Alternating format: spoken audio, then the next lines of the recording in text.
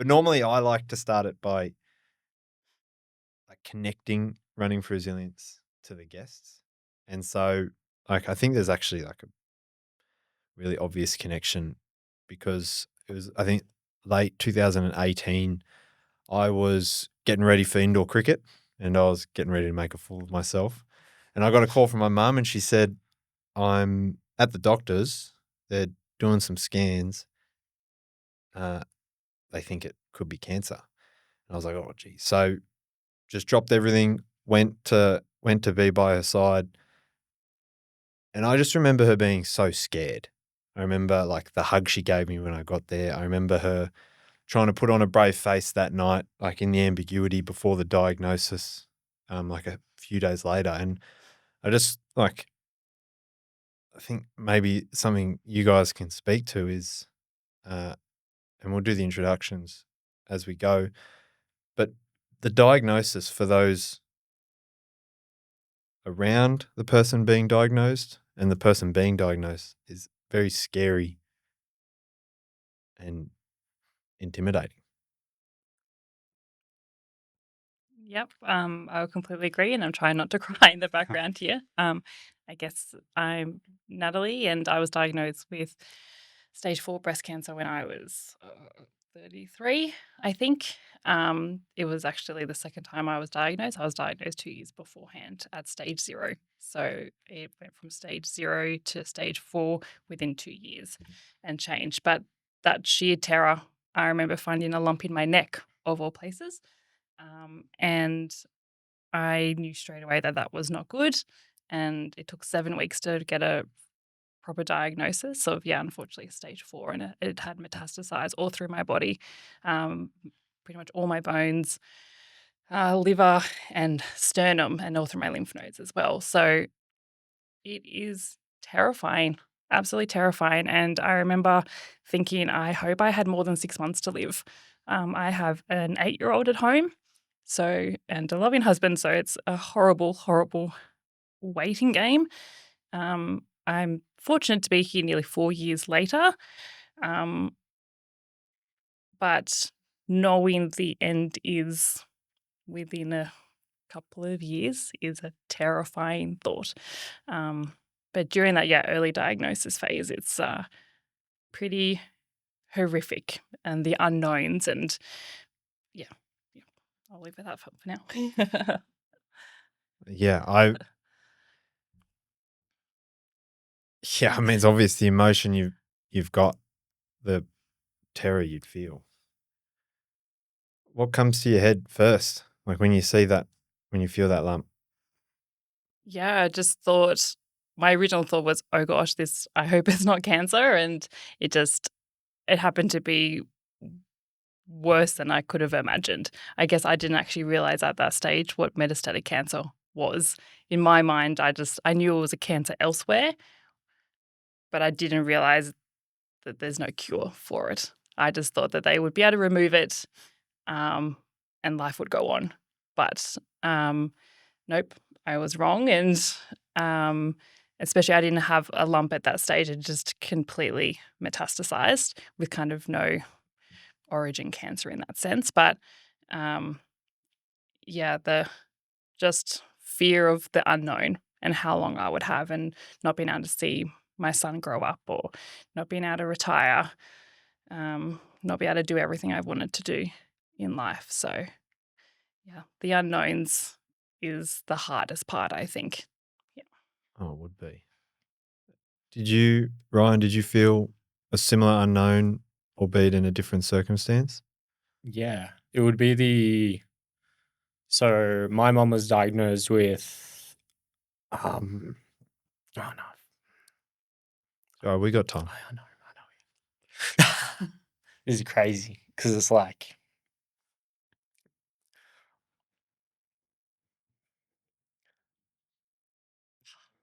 words aren't It's happening. okay. Yeah, yeah. So my mom was diagnosed with Hodgkinson's lymphoma, and I was 15, eldest of 3. So that was pretty crazy, pretty moving. especially so young, only for probably would have been 37 at the time. And at first we were given like a 1 year, 12-month, 6 to 12 months. We were lucky though. It was ended up being 5 years, but he was like, there was the initial chemotherapy remission, cancer came back, and it was just like, it was that for 5 years. Traveling to Sydney for surgeries. The last like effort was like, we're gonna do a stem cell transplant, and if that doesn't work, like there's nothing we can do, which was pretty crazy watching someone. Oh,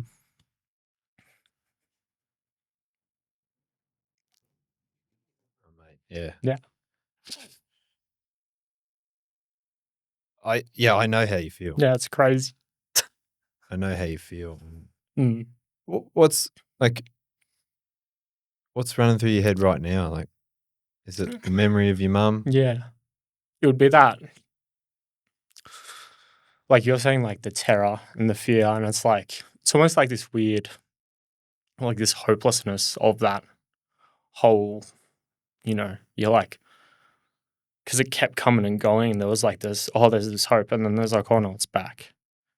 So it's, it's like this constant back and forth battle of emotions. You're like, you're celebrating, and then you're sad. It's like, it's constant roller coaster, and sometimes it's hard to put into words, as you guys would know. Yeah. I think also in the in-between, so it's Mm. hard too because, I would say you'd look at me and you would have no idea of what I'm going through. Mm. And I think that's also a really hard part. We live a completely different new normal. And to Yeah. do mundane things when you've got this kind of in the background, and to be able to make the most of every day, or make the most of every moment, and find the beauty in things and try and live life as normal as you can, but still have this, is that niggle my cancer back, or what's going to happen at my next scan, or I know I'm going to get treatment another 3 weeks and I'm going to feel rubbish again, or Mm. it's the in-between moments as well that you try and make the most of, but there's like this veil that's kind of always there, this cancer veil. Mm. There's two things that are coming to my mind. I remember, like, you talk about the roller coaster. Yeah. On the way here, we were my wife and I, we were driving, and a song came on, Brand New Man, Luke Combs and somebody else. And I remember that song because it was after my mum got what is it, the cell count to test if the cancer's gone down. Yeah. And it had gone down, but she was like well into her battle. Yeah. And I was like, Yeah, you're you like, know, you're like, we're in how the good clear. is this? Yeah. But it was just like a moment in time before reality checked in again. It's like, but those moments are quite nice. And it reminds me of a moment walking to one of her treatments, and she had a coffee in her hand. I was like, it's nice that she's able to still enjoy, like what you say, the normal things in life, even amidst this, just tragic scenario. And Murray, I don't know if you can speak to the in-betweens or the moment that it all. Yeah. Oh, I'm Murray. Thanks for sharing, guys. Yes. I appreciate that. Mine's a similar story. I'm a Canberra boy, born here, but I moved to Wollongong, grew up on the south coast. And when I was 15, I used to go to church, and I saw this girl in the foyer who was definitely older than me, but I noticed her. And I always joke about it. I tell my kids all the time, but the first thing I saw was her backside. And I fell in love straight away. Anyway, I had to know who this girl was, and it turns out she was a cheerleader for the Illawarra Hawks. Oh. So I used to buy tickets just to go watch the halftime entertainment, right? But she was just definitely out of my league. And anyway, I don't know how I did it, but over time we became best of friends. And by the time I hit 18, we were dating. And I just thought, this is the girl I want to spend the rest of my life with. Her name was Adele. So we kind of, not rushed, but we jumped in before many people did. And I got married at the age of, I think it was 2 weeks into being 20.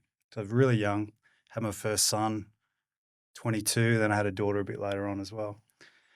Yeah, just totally in love, best of friends, never fought. Just like the match made in heaven. She was the best. We were together married for nearly 17 years. But when she turned 37, she actually did a fun run here in Canberra, the one that was just last weekend that just went, she did the 10K. She lost her mum to breast cancer earlier, so she wanted to raise some cash. And yeah, something like ruptured within her. So like she was in pain after the run, so she went to the doctor and basically they found a massive like cyst on her ovary and she had ovarian cancer. And excuse me. Yeah, so we went on a journey for 3.5 years. We went through all the ups and downs, the highs and the lows, and I can totally relate with what you're going through, both you guys, in different stages, and but still living life and grabbing onto everything and living in the moment. And yeah, but we kind of took the journey. We decided to keep living through it all, even though we knew the outcome. She had a very rare ovarian cancer that no treatment really worked for it. But we decided through the journey we were just going to keep living life and planning and everything. And yeah, it was very tragic and very sad, but yet so incredibly beautiful. Cancer was challenging, but it actually taught me how to love. Taught me how to, just adore my wife, adore my kids, what was important in life. Kind of opened me up to a whole world that I didn't even know existed, like the healthcare and doctors and chemotherapy and charities. And just, even though it was tragic, Matt, like it was, I look back as well and think the moments that I'll cherish for the rest of my life as well. So we went through a huge journey. She had like 6 surgeries. She cancer got in through her whole body, ended up getting a stoma bag, had like 18 rounds of chemotherapy, radiation, just crazy. We lived in the hospital pretty much for 3 years and still had 2 young kids. And as a dad, I just didn't know what to do, how to cope with that. But we did. Yeah. Yeah. I remember it's like coming back, like there's a few things coming back. It's one of the things, I can't remember where I got the words from. I think it was a ESPN broadcaster. He did a speech where he was like, you can beat cancer 2 ways. It's one, physically, but the other way is you don't let it impact how you live. Absolutely. That comes to me, and I mean, I could ask a range of questions here. I've got 3 kids of my own. How do you approach that? It was tough. We were I think my daughter at the time when my wife passed was 12. My son was 15. So we kind of took the approach in 2 ways that we would be totally honest and upfront with them about the journey, even though the age that they were at. And we kind of made our home the safe haven. So if we got a phone call from the doctor or we had family visiting wanting to talk about the diagnosis or where everything is at, we'd say, we're going to do it outside. We just wanted to create that sanctuary for our kids that cancer was not a total life. So we really protected the peace in our home. And we made that pretty clear to any visitors that came as well. So I remember taking the phone calls like on the deck outside. And I remember my wife was sitting on the couch and I'm on the phone to the doctor and he's saying, look, it's looking like it's, 3-4 months is all you got. And I'm turning back, like hearing those words and looking at my wife. And I had to hold my breath until like there was an opportunity because we decided not to talk about it around the kids, like and keep our house a house of peace. So that's one thing we did. The other thing we did, I got an incredible family. My mother and father lived down Bateman's Bay, and they just came up and really allowed me just to spend the moments I needed to with my wife, and really, really just came in. I didn't have to worry about anything: cooking, cleaning, washing, everything. It's a humbling thing getting your mum to come back years later and still fold your underwear and cook and kind of set the house rules a little bit. But that's how we did it. I don't know if it was right, but that's the way we took it. Yeah, we kept living. It sounds right.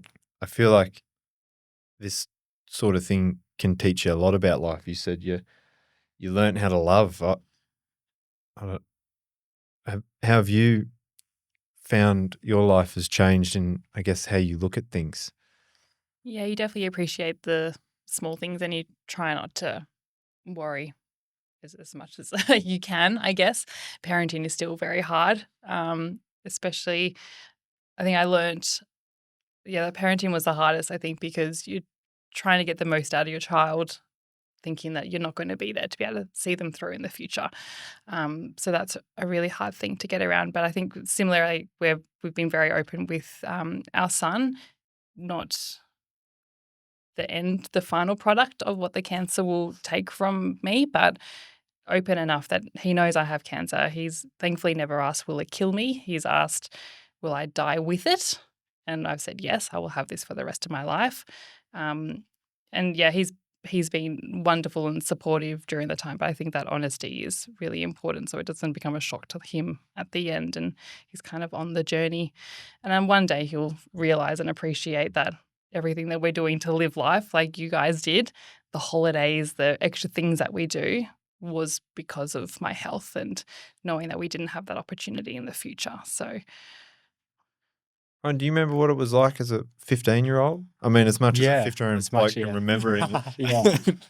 I don't know. It was like, well, we were all still in school and we all went to the same school. So there was this kind of sense, we did have a sense of community because we all went to the same school at least for a year.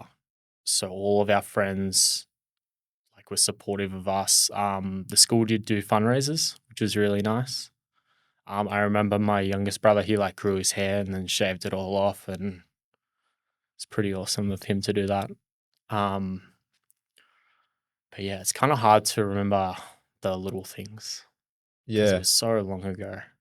And you almost go into I've got like a very visual way I think about it. But whenever like with my dad and then with my mum, I felt like in those moments you like Shell up. you shell up Yeah. and Yeah. it's like you keep going, but you're just more confined. It's Yeah. like you're going up the hill, you're not looking at anything else except the ground in front of you. Yeah. And you're just a bit tighter. You can't feel as much, you can't take in as much. Yeah.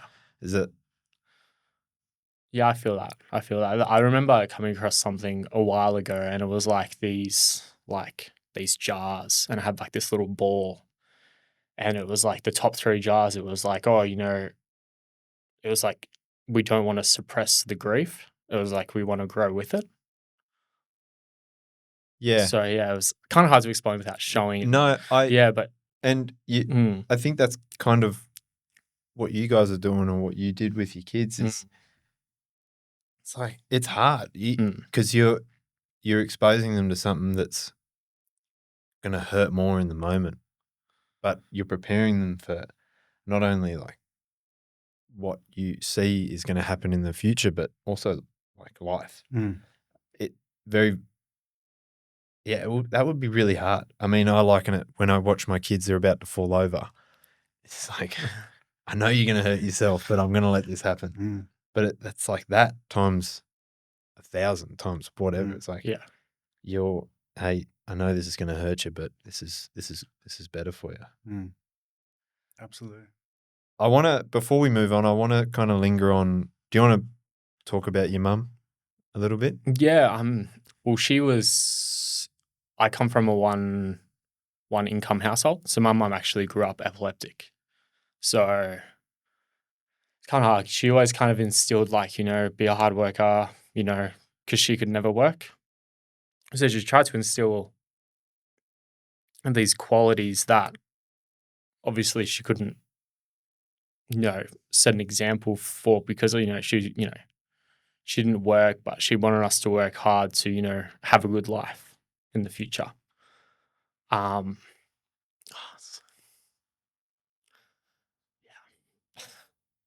It's hard to talk about. Yeah. It's obvious you still Yeah. she's still with fight. you. Yes. Yeah. Yeah.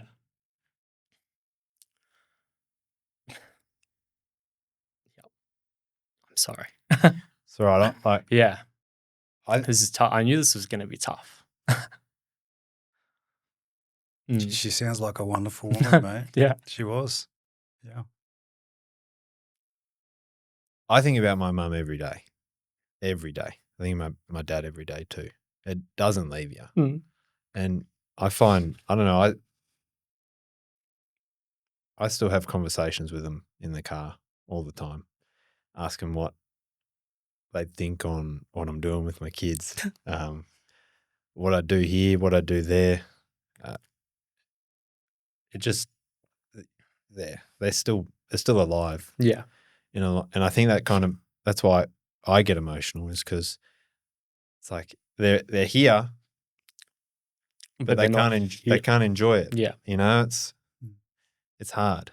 I can tell you, obviously, it sounds silly, but I can tell you love your mum I do. so much, and I yeah, hope my son reacts like this in the future too. Yeah. And it's interesting. It's hard for I've got the different perspective because I'm the one who's also Yeah. who's living it. I and feel like my we're in the grief- opposite. Yeah, my Yeah. grief is different. My grief is I'm grieving my lost future, whereas I'm not grieving the loss of a loved one yet. And it is hard to actually put yourself in the opposite shoe sometimes and understand. Because at first I think I was very selfish about it and not realizing the impact this is actually going to have on my husband and my soulmate and then my son in the future. Yep. And yeah, over time, obviously, I learned very quickly. I think that he was like, "No, this is my cancer battle as well with you, and I'm going to lose you." And so the grief is different from being someone who's lost someone and then being the one who it's going to happen to. I guess, it is fascinating and heartwarming listening to your stories and gives me hope. It does give me hope that hopefully, life for my loved ones will move on and hopefully I'll be remembered and cherished. You 100%. You 100% will be remembered. I can tell you, my daughter, she adores just hearing anything about her mum. We had her car was like this top of the range Subaru diesel. I wanted to offload it, get rid of it. My daughter said, "No, that's the car I want to buy." And so I had to sell it to her super cheap and lost a packet out of it. But she wanted her mum's car. She wore her dressing gown she still wears her mum's dressing gown. Yeah. And your loved ones live on. They're instilled. Well, I know Adele changed me, and she's changed my kids' lives. Like, my kids are flourishing in life. Like, my son, he's 24. He's a commercial pilot already. He's in the Air Force, and my daughter's third year uni, a teacher, and they're just flourishing because they had that beautiful upbringing of a loving mother. And so they never lose it. They never lose it, and you move on with them. From my perspective, anyway. I was just going to say, if you mind me just jumping back to having conversations. For 2 years, my wife had a Facebook account, and I would Facebook her like Messenger, and I'd just have conversations. And I had her password as well, so I think my dad did that as well. Don't worry. I'd talk to her. Sometimes I'd be angry, like, "Why did you leave?" And I just let it all out. And then other times I'd just say, "Hey, I miss you," or just talk about my day. And I haven't shared that with anybody, but that was part of my way of growing and riding the wave of grief. But then I'd log into her account and then I'd say, "Oh, she's got a message from Murray." So then I read my own message, and so that was part of the journey for me as well, for healing and to roll with it. Yeah. Yep. I ask questions, and then whatever thought comes in is what I imagine. If it sounds right, I'll be like, "Yeah, that's what you're saying." Because like, where do your thoughts come from anyway? Yeah. So it's like I try and like tap into how I remember them, and then they come through, and I get a lot of almost every day. Almost every day I do that. You mentioned, life goes on. The world does keep spinning. It does. After diagnosis, the practicalities, and I think this is where Rise Above will come in. But 7 weeks, I think you said, you were in what's going on in that moment of fear to moment of diagnosis? So lots of appointments, and both times I was diagnosed over Christmas, so that also delays appointments as well with shutdowns. But yeah, it means time off work to go to lots of appointments. At that stage, I didn't realize that my excruciating pain in my body was the cancer spreading into my bones. So yeah, I had a lot of time off work as well due to pain. But after diagnosis, I think I was very fortunate, public servant for over a decade. So I had the leave to be able to take time off work. So I had 6 months off work during treatment because I had 18 rounds of chemo and immunotherapy. But leave does run out. And I did actually go back to work. I think I still had 2 rounds of chemo left and I had to go back to work because my leave had run out. Um, so yeah, at the start, I remember my very first uh, treatment. They give you lots of files, and one of them was a Rise Above application form. And I remember thinking at the time, nope, I'm fortunate. We're in a pretty good wicket. We don't need their support. But as time went on, and then cost of living crisis started to hit, because this was only 3 years ago as well. I was like, no, bugger it. I will actually see if I'm eligible to get some support to cover meds. We are very fortunate that majority of the treatments are covered. It's kind of my side meds. I had osteoporosis injections, and now I'm on steroids, and I had anti-nausea meds as well, which they help cover. So yeah, then I think, it was about probably 6 months into treatment that I reached out to Rise Above. And for those who don't know, Rise Above is it's a charity that financially assists cancer patients in the Canberra and Queanbeyan Mhm. region. As if cancer patients and their families need additional stress, it does, like you said, you ran out of leave, costs of treatment, costs of not working, all the things associated. What happens when you contact them? How do they help? Yeah, so yeah, How did they help? so for me, they helped financially to pay for meds, and also so the meds on the side, and then they also do Woolworths vouchers as well. They do other, I think, petrol vouchers, Yep. and there's other ways that they can financially support patients. But they're wonderful, and I think it's not just the financial support that they give the patient. At Christmas time, they sent out an email going, anyone with kids, if you like a present. So that was beautiful to get a present for my son from them, or they'll reach out and go, we've got tickets to go to a show. So they're a wonderful community that work at Rise Above, and it's not a transactional relationship that you have with them at all. They are wonderful, and they do reach out in other ways as well.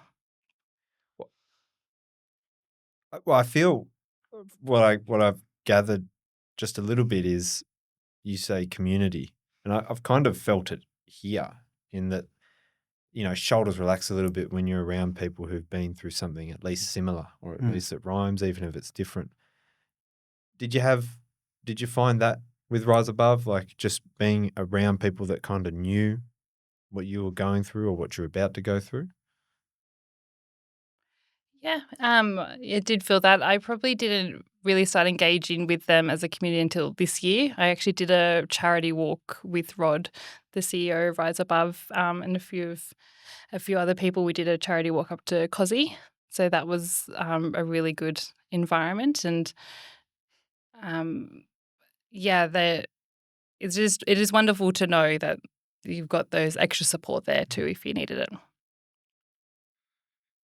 What do you Yeah. remember of Rise Above? I remember, so they helped us because mum had to travel to Sydney a lot for surgeries, and at the time they didn't do stem cell transplants in Canberra, off memory. So they assisted like a lot with fuel vouchers. And then with mum and dad going up to Sydney, we were all left at home alone. Bit irresponsible. But obviously the the food voucher, like the Woolies vouchers, they would, my dad would be like, "Oh, stock up the pantry so you guys don't starve while we're gone for a couple of days." We'll go down to Woolies and buy Yeah. Maltesers. Yeah, that's it. Go have a movie night. Yeah, yeah, and then this year for me, it's just about giving back. It's that 10-year anniversary. I wanted to do something big, so I did a 3-month fundraiser that turned into a 12-month fundraiser. And I'm just running every day. Yeah. And you're raising money for raising money for Rise Above. So I've come full circle where I've been a recipient, and now I want to give back as much as I can. In like a sentimental is the wrong word, but Mm. what are you hoping apart from money? What are you hoping that the money gives back? Just that I know there's another little 15-year-old who's in the exact same shoes as me. And if that can help their family, then I've done my part. And you feel like you were helped through your journey. Yeah. Definitely. It's been a long road, but we're here. Yeah. It's paying it forward, I think. I've made that my mission as well, really, to pay it back or pay it forward to the charities that have helped me. I think it's just one way is just saying thank you, really, while we're here. And it raises awareness of all the different amazing charities, and especially being the only local charity that will assist you financially as well. Yeah. It's a great way to be able to raise further awareness. And give back. Yeah. And our family was lucky in a sense because my mum was under the Department of Veteran Affairs program. So like it was a lot simpler for us. Like we just got put in like a lane and it was all very simple. And I think one of the things looking back on it that simplicity allowed was to like really experience it all. I mean, there were some pretty heavy but also cathartic conversations that I was able to have with my mum because we were able to sit in it. We were able to really only think about what we were going through and what we were experiencing. I can only imagine that Rise Above helps that aspect of cancer too. Definitely. Yeah. I think with me, for anyone that's gone through the treatment, there's piles and piles of paperwork. The administrivia. Oh, it's huge. It's huge. And I actually grew up dyslexic, so I'm not too crash hot with, reading and writing. And so the amount of paperwork I had to fill out.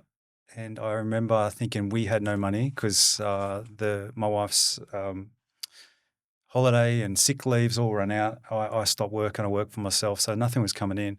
I applied for government benefits, and that was a 9 to 10 month journey before we got 1 cent out of the government. And someone said, contact Rise Above. And I never forget that I called up, and the lady that answered the phone, I don't even know her name, made me feel like I was their very first customer or client, and was so compassionate and wanted to hear about the journey. And before I knew it, the next day I had food vouchers, Woolworths vouchers in the mail delivered to my house.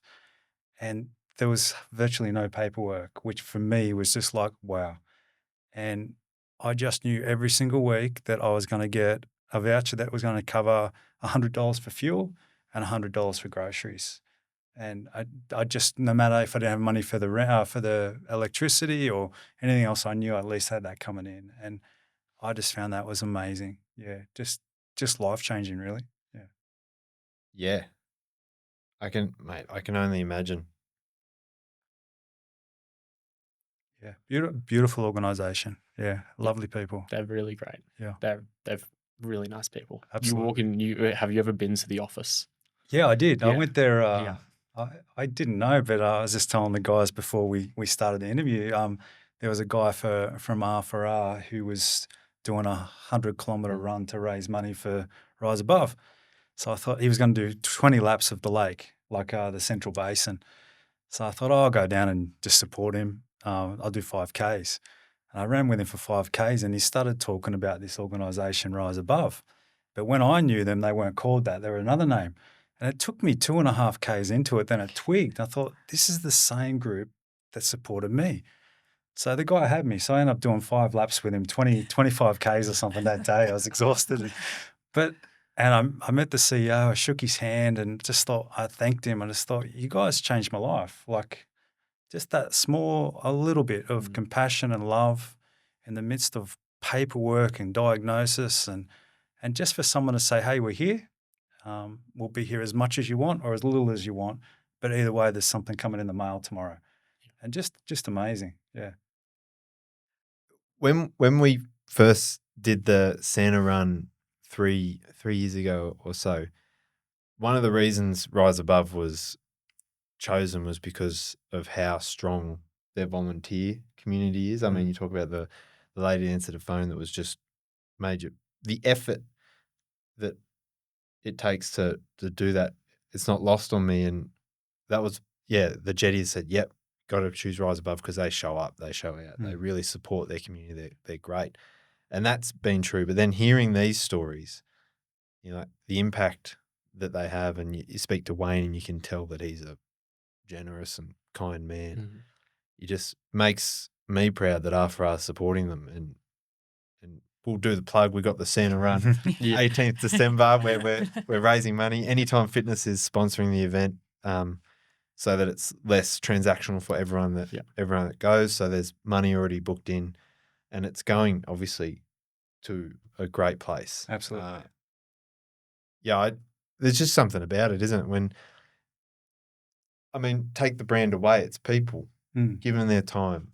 Like what you're saying, you're paying it forward because of the impact you've that's felt had on our life. Yeah. And that's going to ripple to somebody else. Yeah. That's going to pay it forward. But I want to rewind a little bit because there's another side to, I guess, cancer that people feel. And I'll bring it back to how I experienced it, because after the diagnosis, my wife and I, we moved out just to be with my mum. So we were there for about 6 months just because we didn't know what was going to happen. But when we made the decision, we were out there and the dust had somewhat settled, and I went and got ice creams, and I just remember just crying. I didn't want to lose my other parent. I was just like, why is this happening again? I just fell apart. And it was partly because I'd adopted this naive mindset that I could control everything. Yeah. And then all of a sudden, cancer comes and it's like, what am I supposed to do? Like, my life has just been turned upside down. And cancer can do that. It's not just a physical diagnosis. Do you guys remember your headspace at the time? Not a good one. There were lots of tears at the start, lots and lots of tears, and there still is. You definitely get your down days, and still lots of tears. That's why I see a cancer counselor. Like, there is support out there. Talking. I'm a talker. I'm not one that who holds it in. I remember going to an event and a lady there who had cancer. She hadn't told anyone else that she had cancer, and here she was at this event. And I think for me it's talking lots and then crying lots and just being open and honest about it. And I think it's confronting to others at times, especially to my parents, or I guess who are dealing with it for their daughter, and and for others as well. But it's, I think for me, telling the truth and telling it how it is and just being open and raw with those emotions, I think helps. It doesn't help bottling things up and letting things stew at all. So, yeah. What are the tears about these days? Sometimes frustration. I definitely went through a phase where I'm like, I feel well. So why do I have cancer? Like, what's the point of this? Like, if I'm well enough and I can do things, then what's the point? Can I just not have cancer and just like live my life? Like, I get frustrated at that. I think that's probably a key thing. And I'm a planner, and I to plan 6 months in advance. Like, we're planning a trip to Europe next year in the full hope that I will still be well enough. Even I told my oncologist, even if because we're anticipating my current treatment, which is my second line treatment, to stop working probably about the time I go on this trip. But he's also said you'll probably react the same way as this treatment. So I was like, well, that's fine. If I'm me now, in 6 months, and I'll be right to travel. But it is hard to plan ahead and yeah. Do you remember the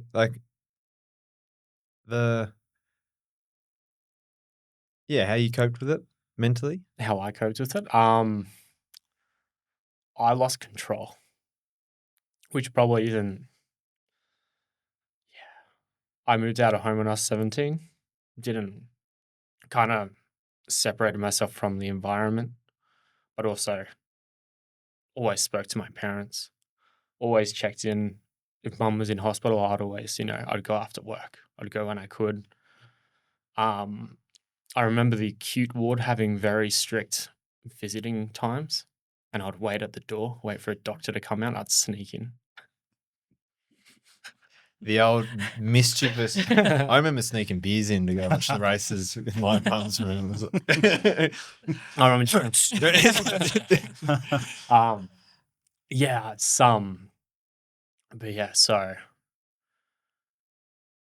yeah, it's kind of hard. It's kind of hard to talk about. But once my mum was gone, I had a bit of like substance abuse, which is to put it lightly. And it took me 5 years to kind of get my life back together. I was probably like 22, 23 when I was like, all right, I've got to sober up, got to, move on. Not move on, but, what's the point? For me, it was like, because my mum had left. So why would if I waste my life, I'm wasting her life. So, yeah. It just kind of, I met my partner who's now my wife.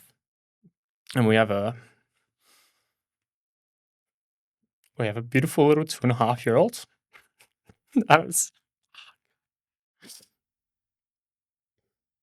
This is one of those things where I was like, it would be so good for him to meet her.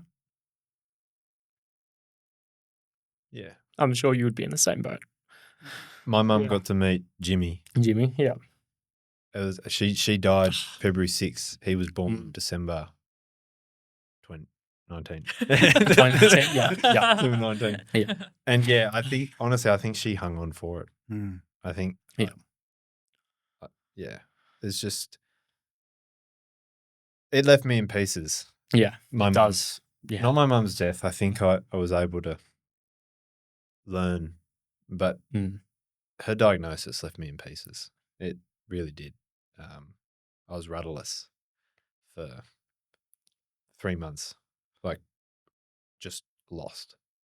How did you drag yourself out of? Because it sounded like you got left in pieces. Yeah, well, I still kind of am, but more put together, I guess. Aren't we all? It was more my wife who I can really thank for it. We kind of have this promise of sobriety, so we don't drink, we don't do anything.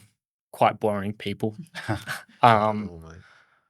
And I think like my personal step, it was like I started training Brazilian Jiu-Jitsu, and that's what kind of led me, down the road. Like, oh, this is good. This is different.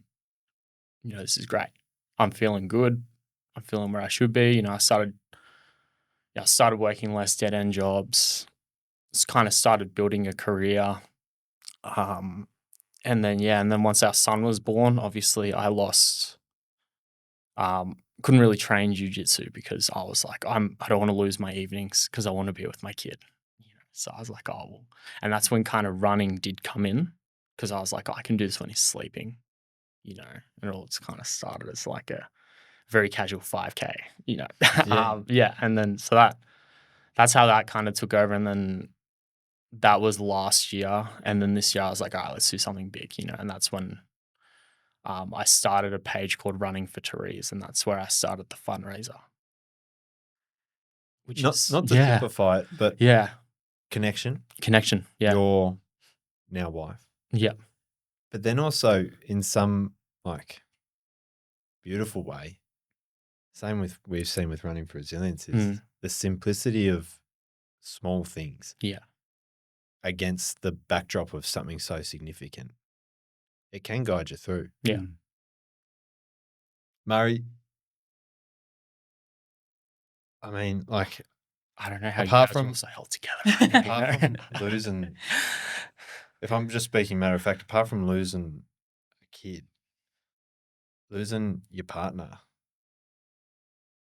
I can't imagine it. Mm. Mm, Yeah, definitely huge. I do remember getting the diagnosis and thinking, this is a bad dream. Like, surely it would not happen to me. Like, you hear about it happening to others. mm, It never in the wildest dreams you think it was going to happen to you. So I just remember just thinking for a couple of weeks, I'm in a daze. Like, this is not real. It can't be. I'm going to wake up tomorrow and it's a different story. And because our plan was to grow old together and spend the rest of our lives together and raise kids. And yeah, hoping, she might put a cheerleading costume back on when as she gets older. But it's just, it shocked me and just hit me. And I remember for 2 or 3 weeks just couldn't find peace. And my mind was kind of a million miles an hour, tried to be strong for everybody, hold it together. I relied on myself a lot then, and I thought I was a strong person, someone that people would look up to. Just there was nothing out of balance in my life at the time, and I just thought I'm in a good place. I just remember that shaking me. And I'm not here to put any religion or anything, but I can only share my story. But I just remember walking around the lake, and because I grew up in church, I grew up having a relationship with God, but I didn't think about Him for 3 weeks after I got that diagnosis, and I had no peace. I remember going for a walk around Lake Burley Griffin, and I just started yelling at God inside, like, "How dare you?" Blah blah blah, going on. And then I realized that He's always been with me every step of the way. Why would He abandon me now? And I just remember giving it all over to God and saying, whatever the outcome, good or bad, I'll just trust you. And I just remember that was a turning point for me. It was like I got my peace back. And other people do it in other ways, and other people have got other beliefs, but that's what I held on to, and it became my saving grace, my stability, and that got me through that time. But I did hit the wall afterwards, about 3 or 4 years after my wife passed, and had a cocktail of huge waves come through personal life and really shook me to the point where I did try and take my life. And it was a challenging time. And I think one of the things that did help me immensely was someone very dear to me told me to go to R4R. Um, and I started running. And I just remember thinking my head was about to explode. Like I literally days before tried to take my life. My dad came and met me. I rang him up. Thank goodness that I did. And I met him at Braidwood. And I remember being in the park at Braidwood. We met halfway, just bawling my eyes out, uncontrollable sobbing, snot, everything. It was, I just like everything came out. Mm. And this person encouraged me to go to R4R. And I never forget, I turned up in this crowd on a Wednesday night. Nobody knew what was going on inside of here. Nobody knew that days before I tried to take my life. I thought, what do I do? I don't even feel like talking to anyone. I hadn't really run before. Most I was doing was 2 kilometers here and there. And I've said this to the guy that helped me, but he didn't even know. But I found this big, massive guy with a beard, red beard, footy player. He's Jack Simpson. I just ran behind him for 3 months, and whatever he did, I copied. So You're a madman. yeah, and he's fit. Like I was like, what? So I was like dying inside and then physically dying, trying to chase up with it. But we didn't talk. I didn't introduce myself. I just, he became my steady, helped bring balance back to my inner man. And the rhythm, the breathing, he was at peace, he was chilled. I watched how he ran. So he'd cruise, and then the last couple of Ks he'd lift it. So I learned all about running, but it actually helped bring stability to my life. And then I walked up to him and I said, 3 months after, I said, hey, you don't know me, but I'm Murray. And he goes, I know who you are. He goes, you're that guy that's been following me for 3 months. And he's an absolute champion. And I only just shared this with him recently because I entered into the Capital Coast. I've only been running a couple of years, but I like to push myself now. And I entered in Capital Coast, which is a 100K run. And I wanted a teammate, and he chucked his hand up. And we ran just to be part of it. And we ended up getting a placing, like a podium finish, Jack and I. And we're good mates now. And he really brought stability to my life without even knowing it, you know? That's beautiful. That's Yeah. awesome. That's great. I mean, like, what a symbolic thing for R in that just turning up and being there can be enough for somebody else. Yeah. Going through something. Yeah. So hard. And he didn't even know. No one knew. Nobody knew. And you would have been so tightly wound. I was. Going through, obviously, the last few years of your wife's life, but tightly wound for your kids. You know, I got to be together for them.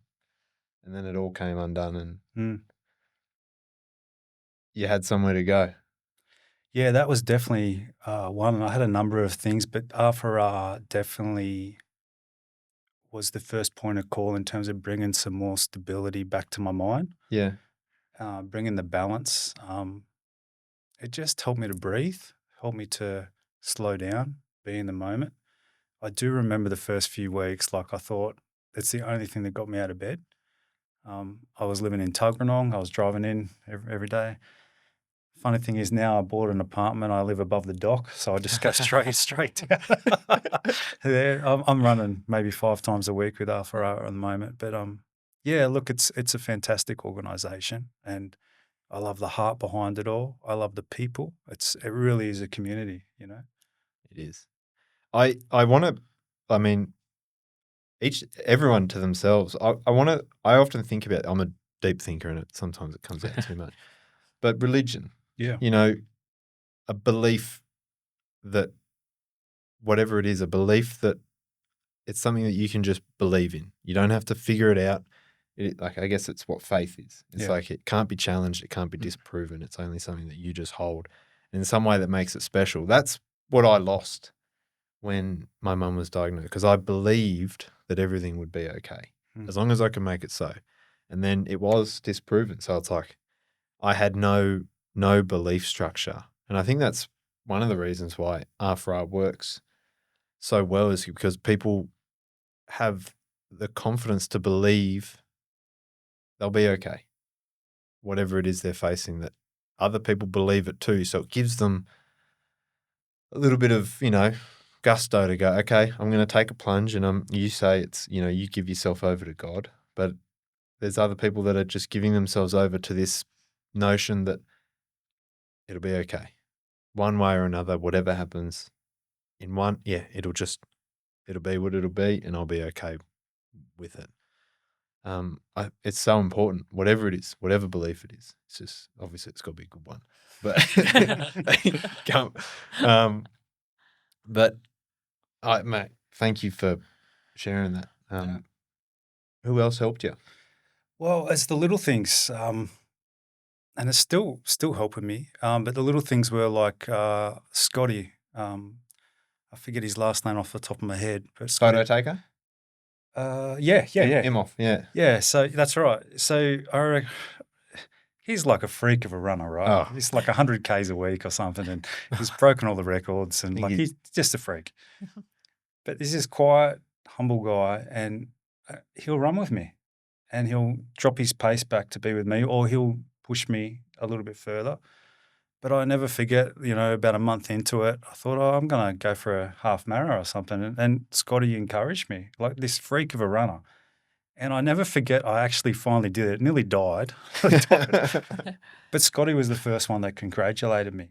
And he's the first one to like my Strava posts every single week. Oh, And it's Strava. he's an absolute champion. So just guys like that who are willing to be humble and encourage, I love. I would never admit this to Ben's face, but I think Ben's an absolute champion. Not because I think he's this great businessman or a footy player, but he's just a humble guy that loves people. And I sit back and I look at him. He's got a great relationship with his wife. His kids adore him. He brings them, they're involved. And I think in a world that we live in with so many broken homes and not too many role models to look up at, he's just got the package for people to look at and say, I want to model my life like that. So please don't tell him I said that. We can edit that out. Yeah. He's a gonna hear dead it. set champion. He is. Yeah, so there's lots of people. I could name heaps, but there's a few. Yeah, you're right. It's just full of great people. I want to like shift it around a little bit and sort of look forward and look now. But how are you? I mean, you said you like to just talk straight. How are you coping with the next 3 years or the next 2 or 5, whatever it is, Mhm. as maybe your last? It's a horrifying thing. I try not to really think about it too much. I'm trying to I mean, I say that, but it is something I think about every single day, but not dwell on, I guess. Well, yeah. It's a passing thought. I probably acknowledge it. Yeah, it's a thought that I would say I acknowledge every single day, that I know that I'm coming up to statistically my 5 years in another year and a half, give or take, which is a terrifying thought and very sad. So when I try not to think of, I just try and think of the good things. And I guess like you guys, I took up running, and I even worked myself up to a half marathon when I was a year and a half after I was diagnosed. And I think for me, I wanted to push my body while I could. I wanted to kind of say big F you to the cancer. And when I was well enough to be like, no, I am pushing this body to its limits while I still can. It's not as good as it was 2 years ago, but that's okay. I still get out there and run. So I am actually going to come down. I've already written in the diary to do the Santa run. So looking forward to coming out and doing that next month. But yeah, I think it's a way to think, to acknowledge the thoughts, but not to dwell on the sad stuff, because there's still a lot of good things that I've got coming up, because I'm a planner and I've got lots of holidays next year. Things I want to tick off my list: the Australian Open, go to the Easter show, things like that. So, yeah, lots of amazing things to still do and make memories before the time's up. Beating cancer by living despite it. That's it. Yeah, filling in as much as I can that I'm allowed to. I mean, I would like to go bungee jumping again, but my oncologist said no. I'll probably break. There's limits, I guess. There are limits, unfortunately. I don't know whether to ask it, but I trust my gut. Mhm. What kind of legacy do you hope to leave for your family? I have no idea. And it's either come up in movies or books I've read recently or seen on TV shows. It's like, my mum or dad instilled this in me. And I'm like, oh gosh, what's my son going to say in a couple of years' time, or when he reflects back on me? And I don't know. I don't know whether I hope that he could see that I was brave and resilient and going, this is not going to stop me. I'm going to fundraise out the wazoo while I can, and give back to the community, or I'm helping out at the school, or just kind of giving back. That would be a nice thing for him to maybe look back on and realize that I did, or realize that I was able to spend as much time with him as I can. I've, in essence, retired, knowing that I'm coming up to my last few years, so I can be at home and walk him to school every day and pick him up and spend as much time with him as possible. And I hope he looks back at that in the future and realize how precious that was, that he got to spend that time with me. And yeah, Teaching him how to something. live life. I try. It's really hard with an 8-year-old boy. Well- It's really, really hard. But I hope I'm trying to steer him in the right direction. And yeah, it's hard. It would be. It's a challenge. We might get an example of the legacy you left if we ask if you can get it out, that is. What kind of legacy is your mum left for you and your little one at A home? little one at home, yeah. Not to give up. She never really gave up until she couldn't. So I'll just keep pushing my body, keep fundraising. Yeah, I have something very crazy in store for maybe next year or the year after You for gonna a fundraiser. speak it into existence, or do you want to keep it? I can speak it into existence. So, All right, it's not going to sound crazy after this. no, it's not. Yeah. So my mum was born in Wagga and she's in Gungahlin Cemetery. Okay. That's the start and that's the end point of the run. How many kilometers is that? 250. You've got it. 3 days, 80 Ks a day. Wow. Last day's 90. Let us know how we can help. Yeah. I just need a good coach. Not me. No, A guy called Jack. There's a guy called Jack who'll help you out. So I told my wife and she goes, "You're crazy." And I'm like, I'll find a coach for this so my body doesn't fall apart. no, we'll help you. Yeah. If you want to do it, we'll help Yeah. you. Yeah. Yeah. So that's my big thing is that just want to motivate people that, I don't know, it's so hard to put things into words. But I just want to motivate people that, life is hard and, just do hard things, I guess.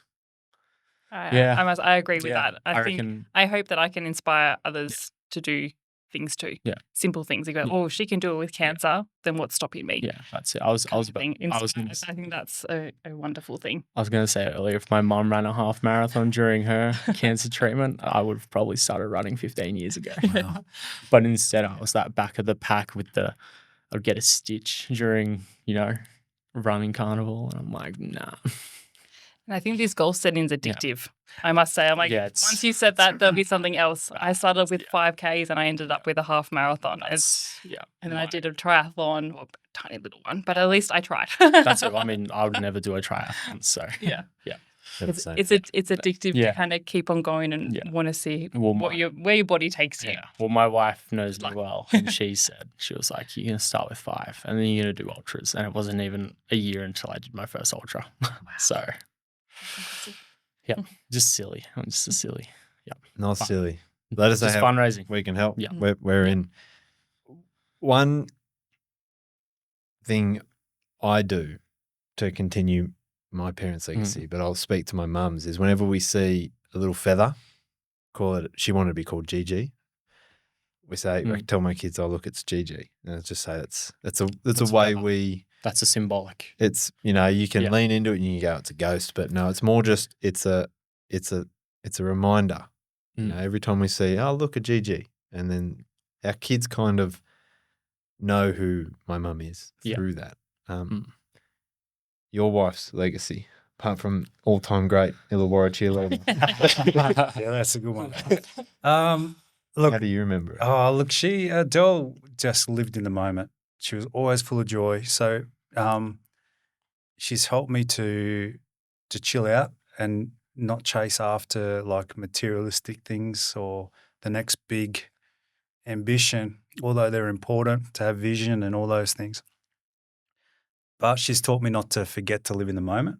So I live in the moment a lot more. And she had this way about her where people mattered. And I think at the funeral, so many people came up to me and said, Adele was my best friend. And I'm thinking, how the heck did she have time to have all these All these friends. I thought I was her best friend. But she was present with people.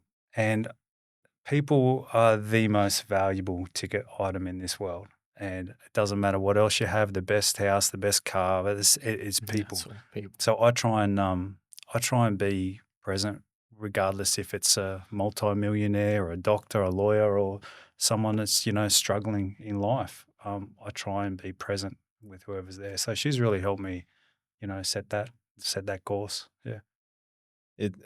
I honestly, I could keep talking about this for ages, and maybe we'll get you Yeah. back on later.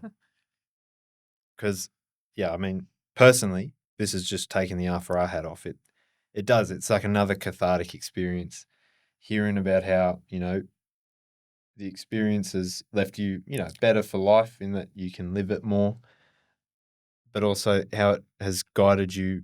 They're still in the back of your head. Never give up, be present, Mm.